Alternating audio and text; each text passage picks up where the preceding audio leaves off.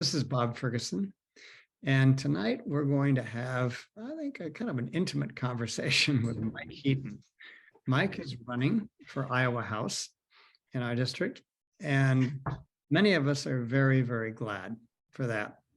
And so I thought it would be really interesting just to have Mike come on and talk about his background, talk about his values. Why is he running? Why is he doing this thing?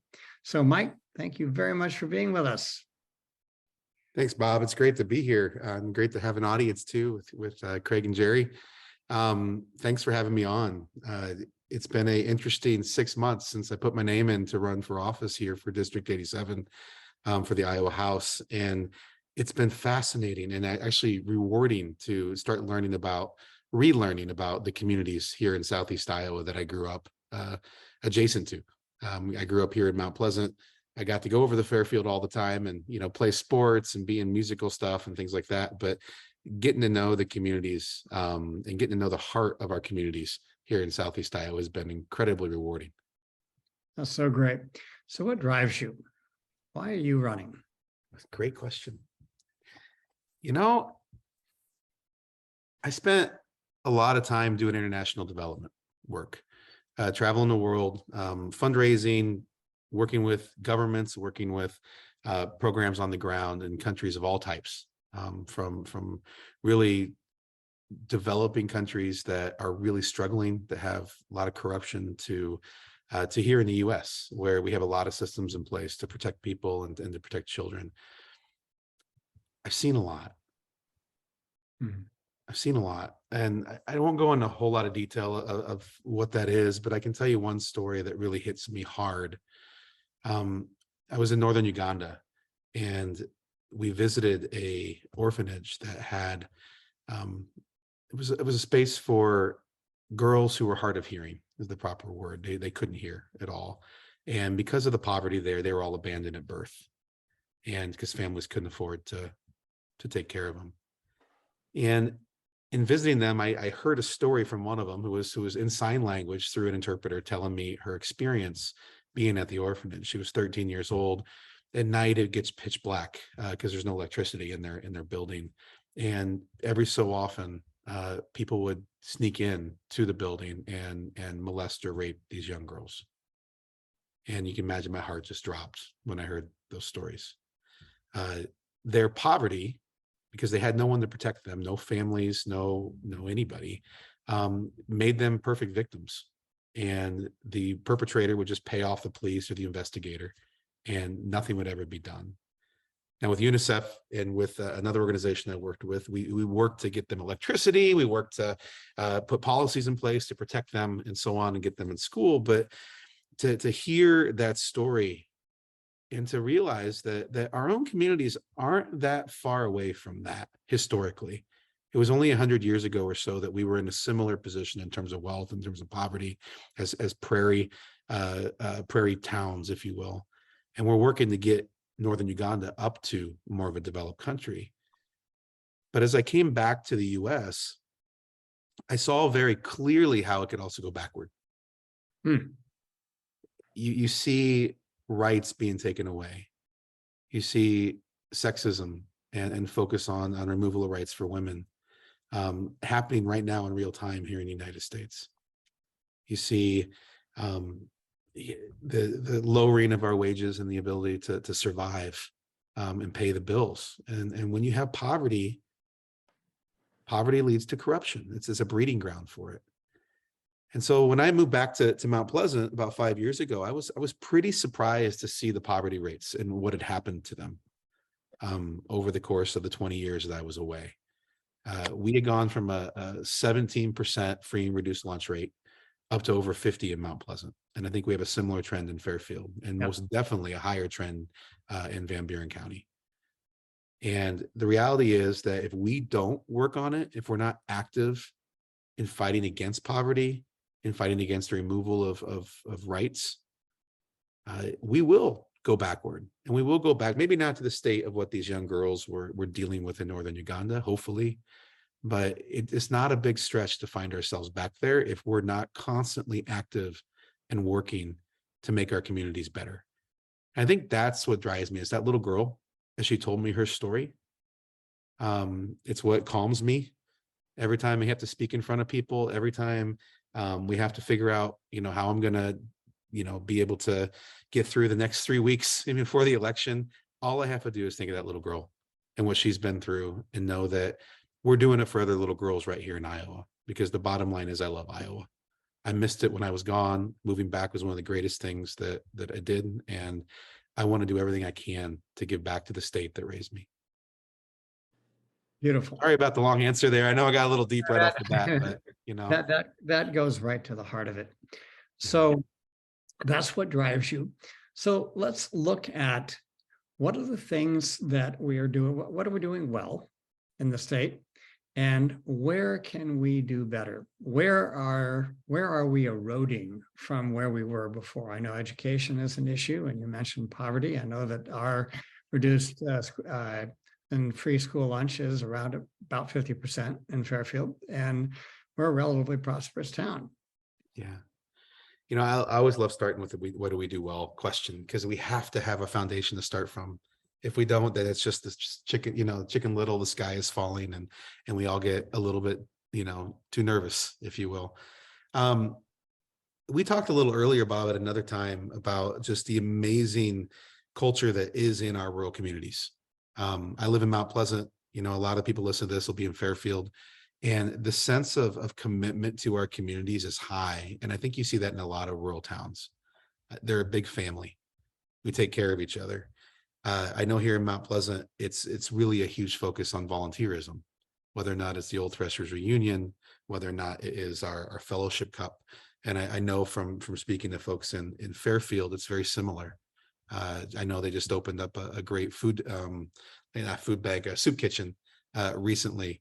And the commitment to arts and culture in Fairfield is unreal, which is absolutely incredible.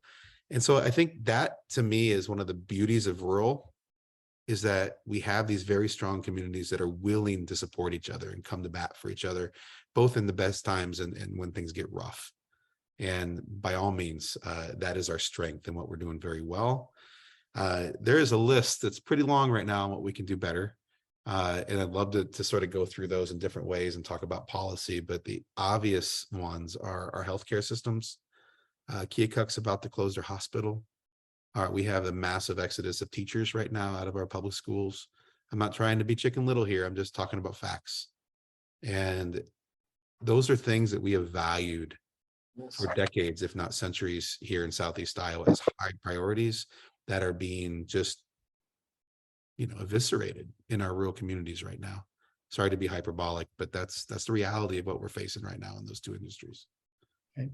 So what's happened to create that? What are the forces that create it, and what do we do about it? So it's always a mix of things. It's never one thing, right? And there's also never a solution. There's never a silver bullet that's going to solve everything. It's a lot of variables that go into these pieces. And at the very broad scale perspective, we have a pretty significant worker shortage. That's causing issues. That's causing our factories to not be able to produce what they need to produce. It's causing a shortage in nurses. It's causing a shortage in education and teachers. But we've known this has been coming for a long time. The boomer generation is very large, and we're at the very tail end of the boomer generation hitting retirement. And so they're, the back end is around 65 right now, and they've all hit retirement. And then COVID put that on steroids. It's anyone that was 62 and a half to 70 years old, we're suddenly like, I could go to work and I'm a high risk demographic with COVID, or I could retire finally. Some of them are well past retirement age that were still in the workforce. And as a result, we had this, not only were we already seeing a decrease in labor, available labor for our community, but we suddenly had a spike in people retiring and leaving the workforce because of COVID. And on top of that, we had this other unique situation, which I think is an opportunity, which we'll get to, is we had people work from home for the first time in their lives and use an internet connection to make money. And lo and behold, you get used to doing that, and you're suddenly working for companies that aren't even in our district anymore. They aren't in our towns. Or, as we saw very clearly, the data shows that we saw a spike after every stimulus check that we got. We saw a spike in new businesses being started. Fairfield being one of the biggest booms that we've seen in history of Southeast Iowa. People starting businesses on their computers, starting businesses out of their garage, starting businesses out of their basements. And that has led to a labor shortage too, for better or worse, right? Which, that increases our inflation because you can't produce as much supply and the demand is still what it is. And thus you have higher costs of products across all industries, and inflation was where we're at now with it. So that is a big issue, and an issue that we can't ignore as we look at all the issues we're dealing with, in terms of just total amount of teachers we have available, total amount of healthcare workers we have available. But that's only one part of it. The other biggest variable that's impacted both of those industries is policy at the State House, direct policy. On the education side, the appropriations that we give every single year to our school systems haven't even kept up with inflation, not even half of inflation in most cases for the last decade. We don't even keep up with inflation. You force our communities to contract, our school systems to contract. You force us to let go of employees. You force school classrooms to be more people in them, more students. Instead of 20 kids per classroom, you're suddenly talking about 30. It forces us to cut non-mandated and non-essential positions, things like paras and support staff. And it forces us to be more efficient, sure, but it also adds to the stress level of our teachers. It also adds them feeling undervalued and not being able to get basic pay increases, things like that. In addition to some other issues around respect for our teachers in the last couple of years, that has led to one of the largest exodus of teachers from our school systems in Iowa history this last year. That's on the education side. We saw it very much mirrored on the healthcare side by policy when we privatized Medicaid, which I believe was in about 4 years ago or so. We privatized Medicaid. It was this great idea because the bureaucratic system in the state was slow and it wasn't reimbursing our healthcare providers very fast, right? And, I'm all about innovative ideas. Let's try to figure out a different approach if something's not working well. But unfortunately, the Republican perspective is, how do we privatize things? How do we put money in the pockets of businesses, force competition, and that'll make everything better? That's a false myth, by the way. That's not how you make things better. It's not competition. It doesn't always make things better, especially with social services. And we knew that. All the economic specialists knew that. Healthcare providers knew that, and they lobbied against this privatization. But the governor pushed forward, and our House and our Senate pushed forward as well. The GOP-controlled House and Senate did. And lo and behold, it turned out exactly what we thought it would be. I know here in Henry County, our system was losing, based on what it was prior to the privatization to after the privatization, we were being reimbursed $2 million less a year, every single year, up to today. And as a result of that, we almost had to close our hospital. Keokuk had to close their hospital.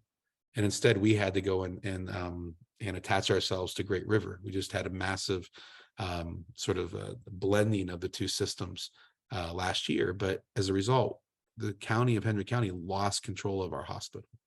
So whatever happens to it now is all in the hands of Great River Hospital Systems in Burlington. And we have no control over it anymore. Our trustees have no control over it anymore. That is a direct result of policy. And there's a clear correlation. So I know I'm going on and on about this, but you have natural demographic changes that have caused us to have to make some adjustments. And you have policy changes that have really been in poor judgment that have caused some significant problems in both of those systems. Yeah, I think that's really something absolutely crucial to understand. There are some macro forces, like the industrialization of agriculture, where you need fewer people. Right. And I think what is the statistic is 70 of the 99 counties in Iowa are losing population. Yep. Yeah. So,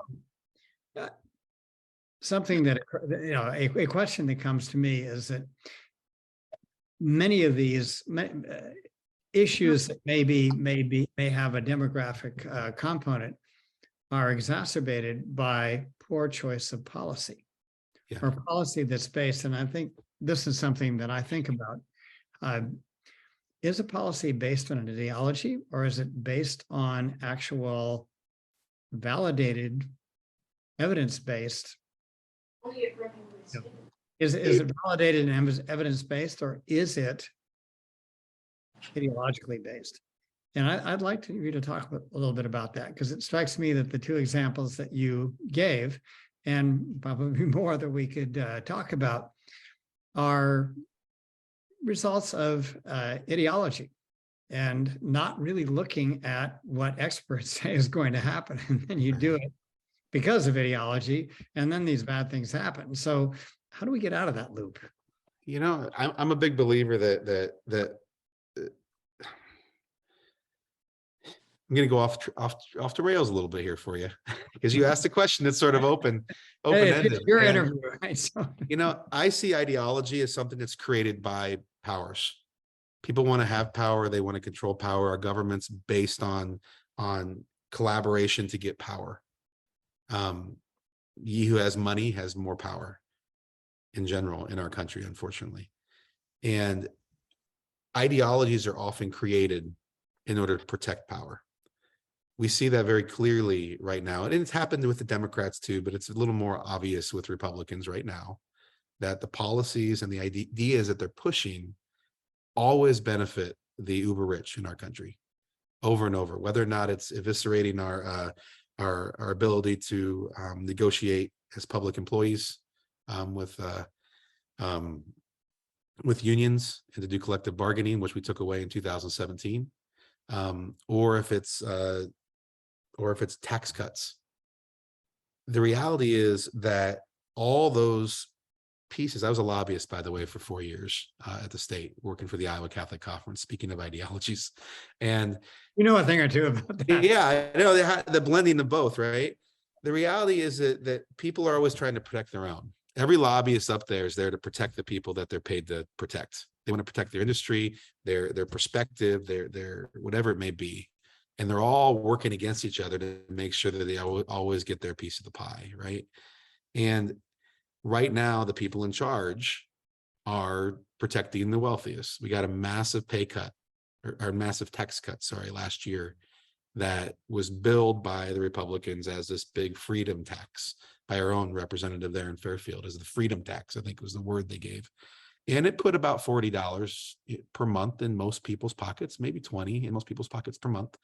But for the wealthiest of Iowa, it saved them $18 million a year. And in the meantime, it justified cuts against our healthcare system, cuts against our education system, which, as we talked about earlier, has only led to more problems. So my question is more, who are we benefiting with any of the decisions we make? Who do those ideologies benefit? My ideology tends to be more, let's make it about the people that we represent, people over politics, right? Let's talk and see what doctors and healthcare professionals need to best serve their patients in our district here in Southeast Iowa. Let's talk with teachers and school boards and see what do they need, and parents, what do they need to get the best quality education they need? That's people over the political piece. That to me is the ideology that I go by, because it's not about how we're going to protect the wealthy. It's not about how we're going to protect those with money. It's about how are we going to make sure that our communities are able to thrive collectively with everybody, and not just a handful of people. It's always seemed odd to me that even the uber wealthy live in communities, and unless they gate themselves into an enclave, they're part of a community. So right. Wouldn't we all want the most vibrant, most effective community where, and you know, it's always occurred to me, if you want someone to serve you coffee, unless you want to serve your own coffee, right. And does the person who serves coffee, do they deserve? Right. So Bob, I'm gonna expand on that a little bit, because I'm a fundraiser by trade, right? I raise dollars for nonprofits primarily, for international nonprofits as well as local stuff. And that I used to believe was the reality. You had wealthy people in the community, you had lower income people in the community, you all worked together to make the community better, right? Some people worked online, some people invested, some people were in charge of sales in the company, whatever it may be, right? Well, when I was in Dallas, what I learned is that there's a whole nother level of wealth that's above and beyond what 99.9% of the people in Iowa have. I was working regularly with this high wealth group. And I can say with pretty confidence from after being the vice president for University Advancement at Iowa Wesleyan, there's hardly anyone in Iowa that hits that level of wealth, let alone in our Southeast Iowa regions, including Fairfield and Mount Pleasant. We have some people that have a lot of money, don't get me wrong, and good for them for doing so well in their lives and being successful. But even our wealthy people here don't even come close to the billionaires that are living in Dallas and are living in New York City and some other places. So what I will say is normally you're right. And that's one of my biggest pieces on economic development is that the wealthy need to be us. They need to be people in our communities, the ones that are able to donate back to their communities. But the current system that we have isn't like that. The current system we have now is that all our wealth and profits leave our communities. They go to investors, other places. They go to board members of large-scale corporations in Bentonville, Arkansas, and in Dallas, Texas, and Houston. And when that happens and those profits leave our community, they don't get donated to build new parks or build new theaters or convention centers. They don't, the money is not here to add to a recreation center. You know, fortunately with Fairfield, you do have Cambridge, and a lot of that money is local. And you do have a handful of pretty big businesses that are still locally owned. I think we have one or two in Mount Pleasant over here, but that trend has been going away from us. More and more of our businesses are not owned by people in our communities. And when that happens, you're absolutely right. There's no one to look in the eye at church or at the park on Saturday. And when you make decisions, they don't have to look us in the eye when they make a decision that removes 30 jobs or 300 jobs from our community. We're just a line on the bottom of a sheet of paper. And so one of my biggest passions is exactly that. It's let's get into economic development. Let's figure out how we can have local ownership to keep our money here, because right now it's all leaving our community. Sorry to push back a little bit, but yeah, there's been some changes. And actually that's kind of what I was driving at. Nice. That yeah, I mean, when you think about it, local ownership and local, I was at the manufacturers lunch today, and it was actually really incredibly inspiring because virtually all of these companies grew up in Fairfield, and no, they're not Dallas wealthy, but they're making money. Yeah. And despite the adverse, last couple of years, most were saying, well, yeah, we're up 20%, we're up 25%. Can't find people to work. we got plenty of challenges. And the other thing that struck me, and I think on a very hopeful note, is that virtually everyone talked in terms of having fun. Yeah. That they really like doing what they're doing. They're really into doing what they're doing. They found this special product that now they can provide this to their distributors. So it strikes me that just being in Fairfield since 1984, leaving for 20 years, coming back in 2006, one of the keys to our success is the incredible number of businesses that are started here and businesses that have become successful that then allow for that to be a pool of money available to do public good and to have a community that has the Cambridge Sportsplex and the Loop Trail and the Arts and Convention Center. I mean, that isn't an accident. It comes from growing entrepreneurship. And there was some interesting historical reasons why that happened, but we have certainly jumped on that and taken advantage of it. So I guess my question is, how do we do that? How can that dynamic, what needs to change in policy, I guess, is the big deal. Policy and also attitudes and people. I realize that it's public policy, but it's also people's attitudes. What needs to change in order for that kind of dynamic growth from the bottom up to happen in a community, from your perspective? Oh, I love that question. It's one of my favorite questions, actually. Culturally, we have to change how we see entrepreneurship to start. We have to celebrate it.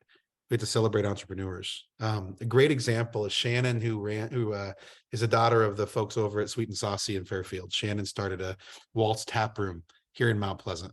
one of my favorite places when I first moved back. We would go with my friends are there all the time. Great food, sort of a higher end Americana fare, and really good beer too. And the community started gathering there, right? And unfortunately, after about 3 years, she closed her doors. Now, that's very common in entrepreneurship. We're not talking, by the way, about Elon Musk style entrepreneurship or Virgin Airlines, that kind of stuff, high risk, high reward stuff. We're talking about people that want to start a business locally, whether or not they're looking at a manufacturing plant to be huge, or they're looking at a small retail shop downtown. They're all entrepreneurs if they're starting a new venture of any kind, right? Shannon started one, and then it closed because she had other family stuff come up. She wanted to support her own family and the restaurants that are in Fairfield. And some of my neighbors here in Mount Pleasant were like, oh, she just abandoned us. She like, oh, that sucks. She came in, now she's closing. We provided an incentive for her to open her stuff through our downtown Main Street. And look, she used it and then she left, right? Shannon's a serial entrepreneur. She's a starter. And she's going to continue starting. She sees businesses as a canvas. She's like an artist, right? Like there's always going to be a new project or a new business that she's going to want to start, because that's what entrepreneurs are. They're artists, they're creators, right? I went to Shannon and said, thank you for the 3 years you gave us. All our friends went and celebrated her last day and made sure we all made it and toasted a beer to her and saying, please come back at some point when you're ready we have a blank canvas for you again. And when your life is in the space to do that, because the world's not the same as it used to be. My uncle used to own the Iris restaurant here in Mount Pleasant. It was 40 years. It was known as the finest dining in Southeast Iowa for a while. It's where you came to go on a date with your loved one or celebrate a Mother's Day or whatever it may be, right? Those are not happening anymore all across the country. Those kind of businesses don't happen anymore. You're lucky if you get 4 or 5 years out of a restaurant, because people want to try something new. And so eventually the newness wears off and they're starting to look elsewhere with their food choices, right? And that's with any industry, any business. And so you're constantly seeing a lot of change. So you have to celebrate the change. That's culturally, we got to see entrepreneurs as an important part of our business segment in our community, and celebrate their creativity, celebrate their willingness to take risk and start. And you know what? A handful of those are going to be highly successful. A lot of them are going to fail. And if we support them, the ones that are successful are going to be leading our economy for generations to come, right? So that's one side. That's the cultural part. You talked about what policies we can do as well. And the beauty of it is our state government is finally figuring that out a little bit. I work for an organization called Nuboco up in Cedar Rapids, and it's probably the first and most successful entrepreneurial nonprofit that helps entrepreneurs in the state of Iowa. We looked all across the country about what other communities were doing that were finding success in business startups, especially in the tech industry. And we said, you know what, we're going to do it here in our own way, because Iowa is unique and different. And we created the Iowa Startup Accelerator, which is a venture fund of roughly $20 million that invests in new businesses and new startups. We created the Iowa Startup Accelerator. So that's the venture fund. We actually created the Iowa Startup Accelerator itself, which is it takes a cohort of various businesses and trains them in basic things like marketing and how to do a budget, how to start up your business, how to scale appropriately and safely, but also aggressively in order to meet your goals. All those things that most people just don't know because they're passionate about the product, not necessarily the business, right? So we get state funding from our state government. For the Iowa Department of Economic Development, we have funding that comes to us that does that. The federal infrastructure bill allowed for a $30 million venture fund to be created out of Des Moines this year. And right now, the governor and them are going around bragging about it, even though all the Republicans voted against it. But it's still in Iowa, and we're going to celebrate it anyway. And it's going to startups across the state to get their businesses going, because we know that local ownership has a much deeper and bigger impact than trying to do the peacock waving, like come move your manufacturing plant from Texas to Iowa. The positive benefit is far, far superior of starting locally and growing locally than it is to attract companies that aren't locally owned. Yeah. Well, I think that's really a key issue. And so promoting policy that, and actually supporting national policy. It's kind of funny, voting against something and then taking advantage of it and taking credit. But hey, Yeah. that's the nature of the world. Won't hold that against them. At least they're using it now. So what are some other issues? Well, before we wrap up, what are some of the other issues that you feel are important for people to understand? Because this is really going to my cohort, the people in Fairfield, and I'm sure you will. Well, we'll share it with Van Buren and Henry County, but this is basically so that my folks can have a more intimate understanding of your policy, your thinking, maybe more than anything, the way you think and the way you kind of deconstruct what's happening and put together what we really ought to be doing. Yeah. So one of the things I love about Fairfield is the university attracts people from all over the world, let alone all over the country. And whether or not they stay connected to the university or not, after 3 or 4 years, they tend to stay in Fairfield. That is an amazing feat. I mean, we have a university here that pulls in here in Mount Pleasant that pulls in, 500 students at a time, and almost all of them leave. And you have to ask yourself why. What is it about Fairfield that gets people to stay? And the most obvious, right in front of your face answer is the diversity and inclusivity focus. People feel they belong. And I'm not just saying that because I see it. I'm saying it because the data actually suggests that and supports that. Belonging is the number one reason people live in rural communities. Number one. There was a recent study in October that said that the connection to your local high school that you grew up in and to your family is why most people move back to the rural communities, right? It's connectedness, it's relationship. And Fairfield does a very good job of helping people realize that no matter what your background is, where you're from, you count, you matter, you belong here. And that is a powerful, powerful message that some of our people in our rural community don't quite understand how important it is. Diversity matters.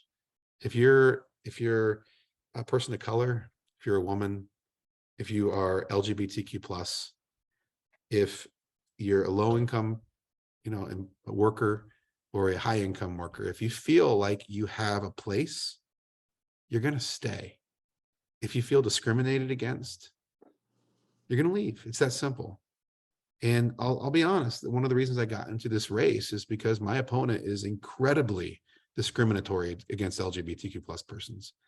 His issues on trans rights are his number one issue he focuses on. And it hurts our community when we talk like that, when our leaders talk like that, when they're actively working against people and stepping on their necks when they're already vulnerable. They're not going to stay. Their friends aren't going to stay. They don't want to be in a community that's actively working against them. So to me, the proper way to address like our gender identity issue that we're all experiencing right now and trying to figure out and trying to navigate, because it's something our kids and our 20-somethings and our 30-somethings are telling us is new, and it's a movement they want us to understand. The best way to approach it is to listen and understand what they're trying to tell us, because every generation is different. We all have progressed on the generation before us, right? Like, we don't have slavery anymore in the United States.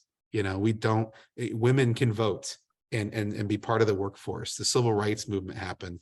Every single generation has something new that they bring to the table. And it's very clear that that's an issue that our kids and our 20-something-year-olds are bringing to the table right now. We sat in your apartment, Bob, and had a student from MIU tell us exactly that that's their biggest issue. And when they don't feel they belong, they're going to leave. And we're going to lose our young folks. My biggest goal with economic development and with our communities is creating a system in our communities where our kids and our grandkids want to live. We want to give other people an opportunity for a great run, right? Right. That's right. Yep. Yeah. Wow. Well, we could go on and on. On and A on. real quick quote I want to share with you. When I was a lobbyist, there was a pastor that got to say the opening prayer at one of the sessions, and he stood up, and everyone else stood up, and he said, "God bless short-winded pastors and politicians." And he sat down, and he got a standing ovation from everyone in the room, everyone in the chamber. And you know, I do apologize for going on. I'm very passionate about a lot of this stuff, as you can tell. And thank you so much for the opportunity to share it with you tonight and your listeners. It's a real privilege. I consider one of the great benefits of this political season is getting to know you and to be able to work with you and to really feel like here's a guy who really thinks things through, really knows the data, really takes into account what actually is, so that the policies that you're going to promote and the kinds of things that you're going to put your shoulder to the wheel with are things that are actually going to benefit people. So I deeply appreciate, whatever happens on the 8th of November, I deeply appreciate you coming, going to bat for us. Well, thank you, Bob. I appreciate that a lot. And whatever happens on the 8th of November, I'm not done.